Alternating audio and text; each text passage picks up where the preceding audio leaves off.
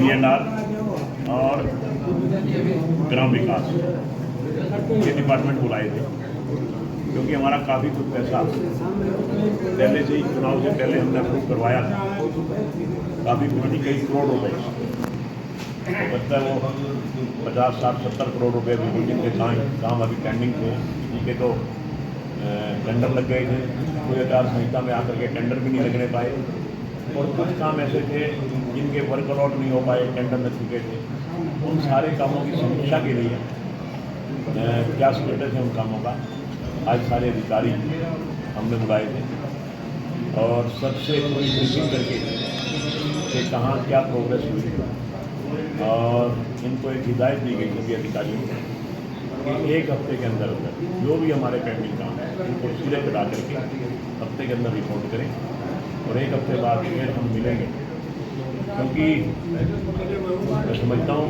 कि ये हमारा सौभाग्य है कि काम हमने मंजूर करवाए थे, उसके बाद चुनाव आ गए, आचार संहिता लगी, काम नहीं हो पाए, और चुनाव के बाद झांसी की जनता का आशीर्वाद फिर हमें मिल गया, सरकार को भी हरियाणा की जनता का आशीर्वाद मिल गया, अधिकारी भी हमारे वही के वही हैं, तो इसलिए अब हमें कोई दिक्कत आएगी नहीं काम दोबारा स्टार्ट करवाने में, क्योंकि काम सारे पाइपलाइन में हैं, और मैं समझता हूँ कि एक हफ्ते के अंदर अंदर सारे काम चालू हो जाएंगे। सर, जिस तरीके से कई विधायकों द्वारा ये शिकायत भी की गई थी कि अधिकारियों द्वारा उनको परेशान किया जा रहा था, तो क्या ऐसी समस्या हासिल में भी कोई आई थी भी आचार संहिता लगने के बाद अधिकारी काम को लेकर नहीं लिया था? हांसी में हमारे सारे अधिकारी बिल्कुल सही थे, लॉयल थे, और पूरी निष्ठा के साथ कार्य किया इन्होंने, और मैं समझता हूँ कि जो कानूनी दिक्कत है आचार संहिता की, जब आचार संहिता लग जाती है उसके बाद अधिकारी काम कर ही नहीं सकते,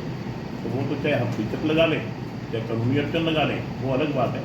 जो काम हो ही नहीं सकता तो हम अधिकारियों को हम मजबूर भी नहीं करते, क्योंकि जहाँ कानूनी दिक्कत आ जाए फिर हम कभी मजबूर नहीं करते, और जहाँ कानूनी अड़चन थी हमने किसी को कहा नहीं, और जहाँ कानूनी अड़चन नहीं थी वहाँ हमारे तो अधिकारियों ने पूरा कोऑपरेट किया और हमारे काम हुए, और अब अगले हफ्ते में सारे काम चालू हो जाए। सर, एक ना हादसे के अंदर रेलवे जंक्शन बन चुका है, तो लोगों की काफ़ी डिमांड आ रही है कि लंबी दूरी की ट्रेनें यहाँ रुकने लग रहा है। चलो, ये दरअसल हरियाणा सरकार का मामला नहीं है, ये केंद्र सरकार का मामला है। जरूर आपकी ये मांग मैं हमारे केंद्रीय मंत्री जो भी रेलवे के हैं माननीय मनोहर लाल जी के माध्यम से, क्योंकि हमारे वो हरियाणा को डील कर रहे हैं, तो उनके माध्यम से मैं जरूर आपकी ये डिमांड जरूर दिखाऊँगा, और प्रयास करेंगे कि यहाँ लंबी दूरी की जो ट्रेन है वो भी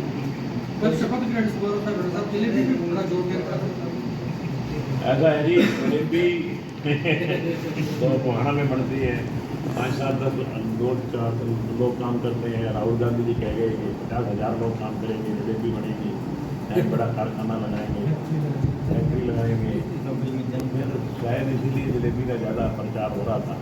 कभी हो सकता है हरियाणा में जलेबी भी फैक्ट्री लगने जा रही है। कल अजीत सिंह यादव का भी इस्तीफा आ गया कांग्रेस से, बड़ी पुरानी कांग्रेस है कहाँ? कांग्रेस तो खत्म हो गई। मैं तो बार बार चुनाव में भी कह रहा था, ये कांग्रेस तो सिर्फ बाप बेटे की पार्टी रही, कांग्रेस पार्टी नहीं रही, कांग्रेस सिर्फ और सिर्फ बाप बेटे की पार्टी।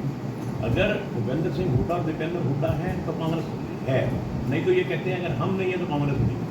आप एक अजय यादव की बात क्यों कह रहे हो? आप चलो, अशोक तंवर जी वापस चले गए, अशोक तंवर जी भी इन्हीं की वजह से छोड़ करके गए। आप किरण चौधरी जी को इन्हीं कारण छोड़ना पड़ा। शैलजा जी को बेशक वो पार्टी में रहे, मगर वो एक साइड में होकर के बैठ गई कुमारी शैलजा जी। इसी तरह से और भी कितने नेता, सुरजेवाला जी मौन धारण कर गए। मतलब केवल और केवल दीपेंद्र सिंह हुड्डा और भूपेंद्र सिंह हुड्डा, इन दो पार्टियों की, इन दो बंदों की पार्टी रह गई, और कोई पार्टी में इसमें। और इसका हसर देखेंगे आप, जो ये बड़ा जोर शोर से कह रहे थे सरकार आएगी, सरकार आएगी, पता नहीं कितने एमएलए जीत के आएंगे, आखिरकार वही 37 एमएलए ही जीत पाए, और सरकार भारतीय जनता पार्टी की तीसरी बार हैट्रिक लगाते हुए तीसरी बार सरकार। शैलजा फैक्ट्री का कितना फायदा मिला?